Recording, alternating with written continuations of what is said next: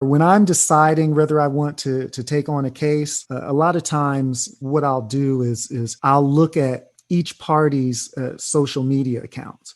I'm usually looking for a handful of things: photos or videos of either party with someone of the opposite sex, a post, video, photo, etc., that either indicates or implies that one of you has had an adulterous relationship, any references to drinking alcohol, using drugs, or engaging in questionable or illegal activities, any reference to or any references to drinking alcohol, anything that shows you or your spouse approving of behavior that is immoral, illegal, or questionable, such as a Facebook like of someone using drugs. I might be looking for anything that can be used to show that you or your spouse shows poor judgment.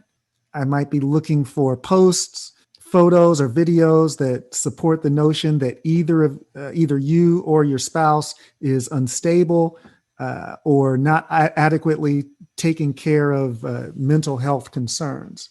And so if I'm looking for those things, and it's likely that the opposing party is looking for those things as well. So you should avoid posting those kinds of things in the future. And if you've already posted the things that I mentioned above or before, then you may need to carefully think about how you want to handle that fact.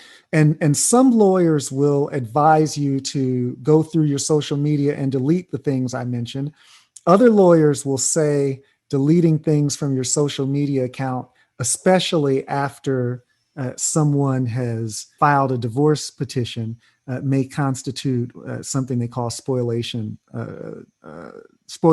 of evidence. And in many courts, the intentional destruction of evidence could create a presumption that the evidence was unfavorable to the person who destroyed it. And so you have to be really careful about how you take that on, and that's something that you would be wise to speak to an attorney about before you actually begin to take those steps. But the main point here is that you want to sanitize your social media accounts, and if litigation has not started, then you absolutely want to sanitize those accounts.